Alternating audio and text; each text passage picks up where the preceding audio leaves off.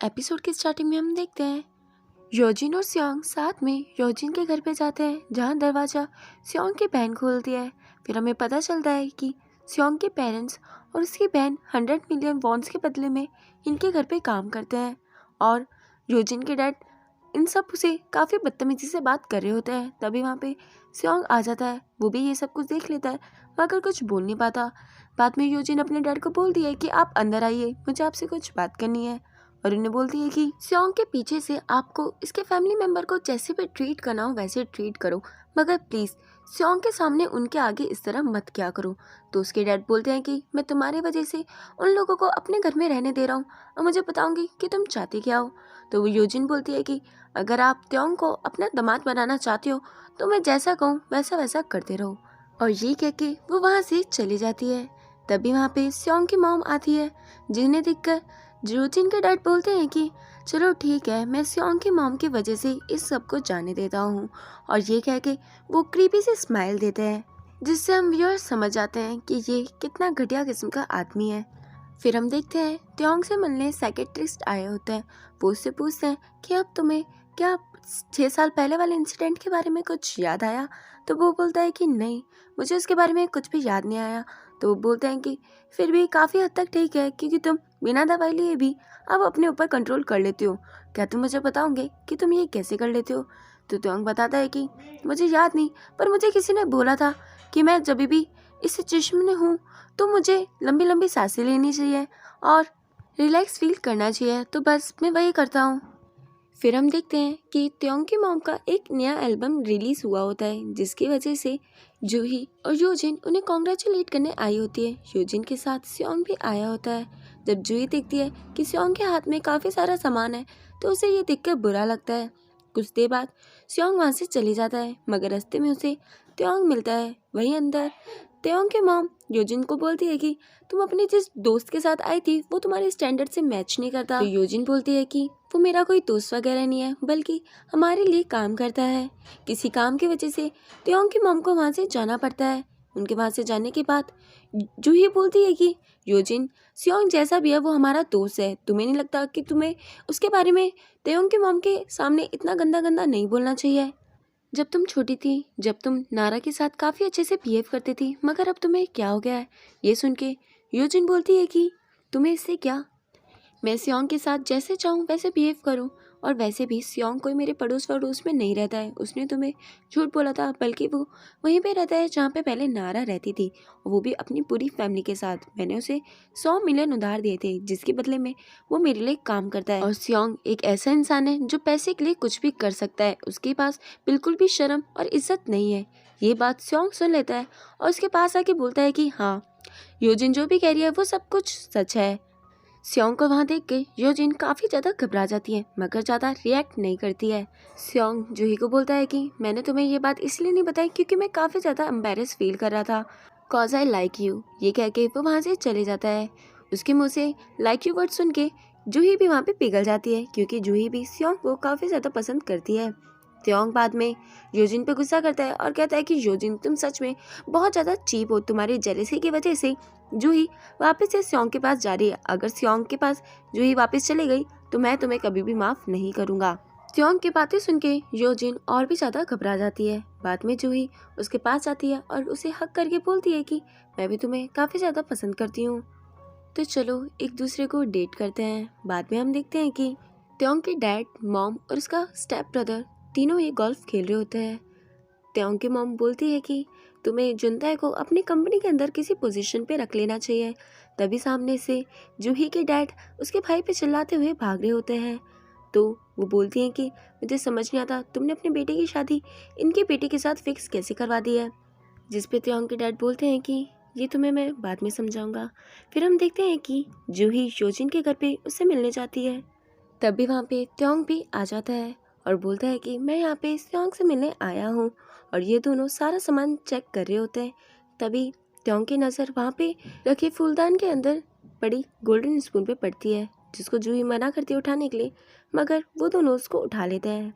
फिर हम देखते हैं कि योजिन सियोंग को मिलने बुलाती है और कहती है कि अपने नेबरहुड में ये कितनी प्यारी जगह है ना, जो तुम्हें अमीर बना सकती है, बिल्कुल गोल्डन स्पून की तरह। तो स्योंग बोलता है कि मेरा शक सही था कि तुम नारा ही हो।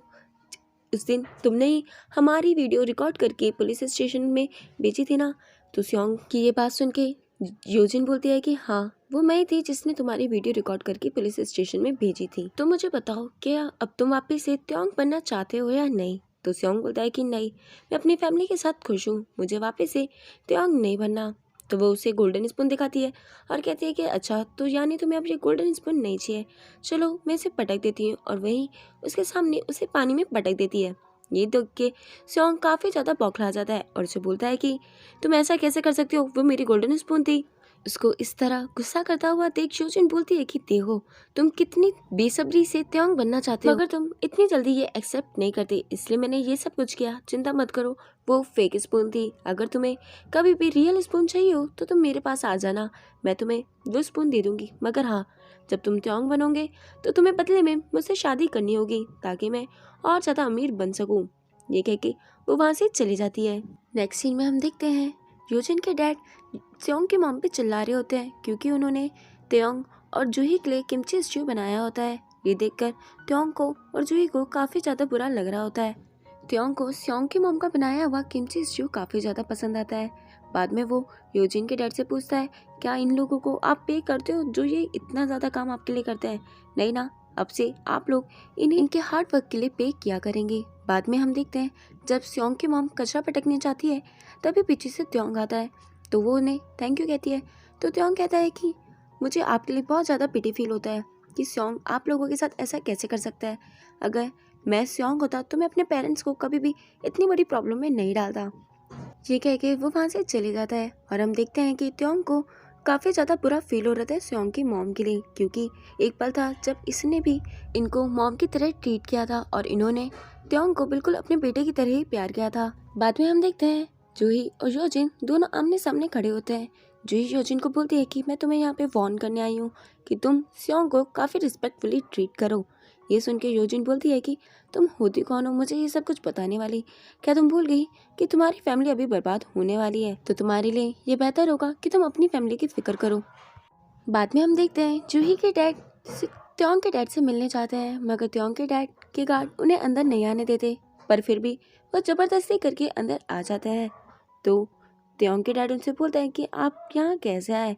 त्योंग के डैड बोलते हैं कि मैंने सुना है कि आप लोगों के शेयर काफ़ी ज़्यादा गिर चुके हैं। तो जूही के डैड बोलते हैं और इसी में मैं तुम्हारी मदद लेने आया हूँ। तो त्योंग के डैड बोलते हैं कि पर मैं इसमें आपकी कोई भी मदद नहीं कर सकता। तो जूही के डैड बोलते हैं, क्या तुम भूल गए आज से 6 साल पहले मैंने ही हेल्प करी थी तुम्हारी ताकि तुम त्योंग का केस दबा सको? तो वो बोलते हैं कि वो पास्ट था, मैं अभी प्रेजेंट की बात कर रहा हूँ। ये सुन के जूही के डैड को गुस्सा आ जाता है और वो बोलते हैं कि तुम मेरी बात याद रखना, अगर मैं बर्बाद हुआ तो मैं अपने साथ साथ तुम्हें भी बर्बाद कर दूंगा। तो त्योंग के डैड बोलते हैं कि ठीक है, तो फिर मैं अपने बेटे का रिश्ता तुम्हारी बेटी के साथ तोड़ दूंगा। तो जूही के डैड बोलते हैं कि तू क्या रिश्ता तोड़ता है, मैं ही रिश्ता तोड़ के यहाँ से जा रहा हूँ। वहीं जूही को भी न्यूज़ के थ्रू पता चल जाता है कि इनकी फैमिली करप्टेड हो चुकी है और उसके डैड घर पे ड्रंक आते हैं। वो अपने घर पे ड्रंक डैड को देख के बोलती है कि पापा आपको क्या हो गया, आप ऐसे क्यों बिहेव कर रहे हो? अपन अभी भी चाहे तो सब कुछ सही कर सकते हैं। जूही के डैड जूही को बताते हैं कि मैंने तुम्हारी और त्योंग की एंगेजमेंट तोड़ दिया है, अब तुम जिससे चाहो उससे शादी कर सकती हो। वैसे भी मुझे त्योंग पहले से ही पसंद नहीं था, मगर ना जाने मेरी बुद्धि कहाँ मारी गई थी जो मैं तुम्हारी शादी उसके साथ फिक्स कर बैठा था। फिर नेक्स्ट मॉर्निंग हम देखते हैं योजिन अपने डैड के साथ घर से बाहर जाती है। उसके वहाँ से बाहर जाने के बाद स्योंग भाग के उसके रूम में आता है और उसके रूम में चेकिंग करनी स्टार्ट कर देता है।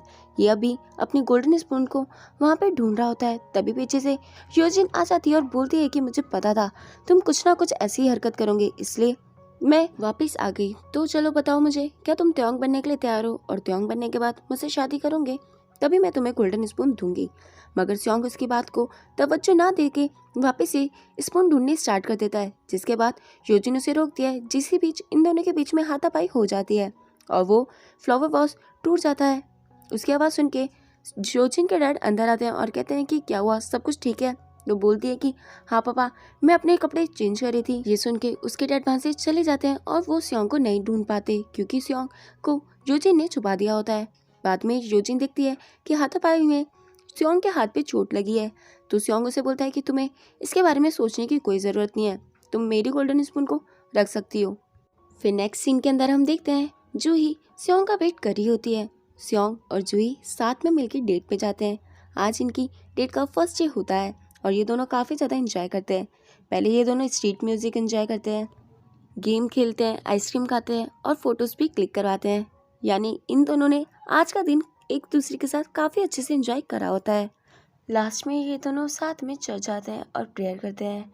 जूही उससे पूछती है कि तुमने भगवान से क्या प्रेयर करी, तो स्योंग बोलता है कि मैंने भगवान से प्रेयर करी है कि मेरी और तुम्हारी फैमिली में सब कुछ सही हो जाए। फिर नेक्स्ट सीन के अंदर हम देखते हैं योजिन के डैड स्योंग के पेरेंट्स को 10 दिन में घर खाली करने की धमकी देते हैं। वो ये बोलकर योजिन के पास आते हैं और कहते हैं कि तुमने जैसा बोला था मैंने वैसा कर दिया। अब तुम याद रखना कि ये लोग भी यहाँ से कुछ चुरा न ले जाए, जैसे पहले वो नारा ले जाती थी। मुझे बिल्कुल भी पसंद नहीं था कि नारा तुम्हारी दोस्त थी। ये सुन के योजिन को काफ़ी ज़्यादा गुस्सा आता है और वो अपने आप को नेल कटर से हर्ट कर लेती है और कहती है कि मेरे और नारा के अंदर एक ही ब्लड है, वो है रेड कलर का। तो प्लीज़ बेटर होगा कि आप उसको भी ह्यूमन की तरह ट्रीट करो। और बाद में रूम में आके बोलती है कि कैसा इंसान है, इसे तो ये भी नहीं पता कि इसकी रियल बेटी मर चुकी है। फिर नेक्स्ट सीन के अंदर हम देखते हैं स्योंग की बहन 3 मिलियन का लोन लेकर अपने भाई के अकाउंट में ट्रांसफ़र कर देती है और कहती है कि प्लीज़ इन्हें ढंग से इस्तेमाल करना, क्योंकि आज स्योंग अपनी बहन के लिए हुए 3 मिलियन और ख़ुद के 2 मिलियन को स्टॉक मार्केट में इन्वेस्ट करने वाला था। वहीं जब त्योंग को पता चलता है कि इसके डैड ने इसकी और जूही की एंगेजमेंट तोड़ दी है, तो वो उनके पास जाता है उनसे बात करने के लिए और कहता है कि क्या आपके लिए सब कुछ पैसा ही है। मैं आपको बता दूं, मैं जूही को अपने आप से अलग नहीं होने दूंगा। उसके डैड उसकी ये हिम्मत वाली बात सुन के शौक होते हैं, मगर त्योंग ये सारी बात काफ़ी ज़्यादा घबरा के कह रहा होता है। और ये सब कुछ होता हुआ जुनताई और उसके स्टेप मॉम भी देख रही होती है। उसके डैड के वहाँ से जाने के बाद वो राहत की सांस लेता है। बाद में त्योंग की मॉम जुनताई को बोलती है कि अब तो तुम्हें कुछ करना चाहिए, तो जुनताई बोलता है कि थोड़ा वेट करो। फिर हम देखते हैं कार के अंदर त्योंग नाजूही की ड्राइंग बना रहा होता है। तभी उसके माइंड में उसके डैड की बात याद आती है कि तुम जूही से शादी नहीं कर सकते हो, तो वो उस पोर्ट्रेट को मिटा देता है। जिसके बाद उसे वही विजन्स आने स्टार्ट हो जाते हैं जहाँ उसने एक बच्चे को शूट होते हुए देखा था और उसकी तबीयत थोड़ी थोड़ी बिगड़ जाती है। और उसी रोड पे जा रहे होते हैं योजिन के डैड, जिनके पास में बैठी होती है स्योंग की मॉम। ये इन्हें ये बोल के लाए होते हैं कि इन्हें इनसे कुछ इम्पोर्टेंट बात करनी है। तभी स्योंग की मॉम के पास स्योंग के डैड का फ़ोन आता है, तो वो बोलते हैं कि उठा लो, मगर उठा के कहूँगी भी क्या कि तुम मेरे साथ हो, और पर तुम मेरे साथ कर क्या रही हो। बाद में ये इन्हें कैफ़े में लेके जाता है, जहाँ उन्हें बोलता है कि मुझे पता है तुम अपने पति के साथ खुशी से नहीं रह पा रही हो। तो वो बोलती हैं कि प्लीज़ काम की बात कीजिए। तो वो उठ के स्योंग की मॉम के पास आके बैठ जाते हैं और उनके साथ चेप होने की कोशिश करते हैं। चेपड़ कहेगा। स्योंग की मॉम उन्हें दूर हटाती है और कहती है कि प्लीज़ आप ऐसा मत करो, मगर वो अपनी हरकतों से बाज नहीं आता। वापस से उनकी चिपकना स्टार्ट कर देता है और कहता है कि तुम सब कुछ भूल जाओ और मेरे साथ सिर्फ एक रात स्पेंड करो। मैं इसके बदले में तुम्हें 100 मिलियन वॉन दूंगा, और अगर वो भी तुम्हें कम लगे तो उससे ज़्यादा। स्योंग की मॉम उससे पीछा छुड़वा के बाहर भागती है, मगर वो बाहर भी उनके पीछे आ जाता है। तो स्योंग की मॉम उसे धक्का मार के बोलती है कि मैं मरने भी वाली होंगी ना, तो भी तुम्हारे साथ 1 सेकंड रुकना नहीं पसंद करूँगी। और ये कह के वो वहाँ से चली जाती है और बस में बैठ के यही सोच रही होती है कि इनकी लाइफ कहाँ से कहाँ आ गई है, क्योंकि इनकी लाइफ में पहले से ही सब कुछ बुरा चल रहा था और अब ये चीपड़ भी आ गया। बाद में हम देखते हैं स्योंग अपने दोस्त जिनसॉक से मिलने जाता है और उसे बोलता है कि यार मेरी लाइफ में बहुत कुछ ख़राब चल रहा है, अब मुझे पता नहीं मैं कैसे जीऊँ। सच्ची बताऊँ तो मुझे जीने से डर लगता है। मुझे डर लगता है अपनी गरीबी से, जिसका लोग मजाक उड़ाते हैं, और मेरी फीलिंग्स को कोई भी नहीं समझ पाता। तभी वहाँ पे एक औरत आती है। ये काफ़ी ज़्यादा बूढ़ी होती है और इनके पास कुछ भी सामान नहीं होता। वो स्योंग को बोलती हैं कि क्या तुम मुझे 100 रुपये दे दोगे जिससे मैं खाना खा सकूं। स्योंग उन्हें 100 रुपये दे देता है। वो फिर से और 100 रुपये की डिमांड करती है, तो स्योंग उन्हें वो भी दे देता है। तो वो बोलती हैं कि अगर तुम ऐसे पैसे स्पेंड करते रहोगे तो तुम एक दिन मेरी तरह गरीब हो जाओगे। उनकी ये बिहेवियर स्योंग को काफ़ी ज़्यादा रूड लगता है और वो अपने पैसे लेके वहाँ से चले जाते हैं। वो ओल्ड लेडी बोलती है कि इन पैसों से कुछ नहीं होगा, मुझे वापस अपनी गोल्डन स्पून ढूंढनी पड़ेगी। यानी इन्होंने भी 5 में गोल्डन स्पून यूज़ करी थी। बाद में हम देखते हैं योजिन के डैड वापस से स्योंग की मॉम के साथ सोने की जिद कर रहे होते हैं और इनकी ये बातें स्योंग सुन लेता है, मगर वो चाह के भी कुछ नहीं कर पाता है। तभी वहाँ पे योजिन आती है और कहती है कि तुम कुछ करने की सोचना भी मत, अगर तुमने कुछ किया तो वो तुम्हें छोड़ेंगे नहीं, और अपने डैड को वहाँ से लेके चली जाती है। इसके बाद स्योंग जाता है ड्रिंक करने, क्योंकि अब ये अपनी लाइफ से काफ़ी ज़्यादा परेशान हो चुका है और सोच रहा होता है क्या मैं तयोंग वापस बन पाऊँगा या नहीं, कहीं मैंने पेरेंट्स स्विच करके कोई मिस्टेक तो नहीं कर दी। तभी उसे सामने नज़र आती है वही ओल्ड लेडी बैठी हुई और कहती है कि तुम चाहो तो अभी भी अपने आप को स्विच कर सकते हो गोल्डन स्पून की मदद से, मगर रियलिटी में वहाँ पे कोई भी नहीं बैठा होता है। और इसके साथ हमारा ये एपिसोड खत्म हो जाता है। अगर आपको वीडियो पसंद आए तो लाइक शेयर और सब्सक्राइब जरूर कीजिएगा मेरे चैनल को। तब तक के लिए बाय बाय।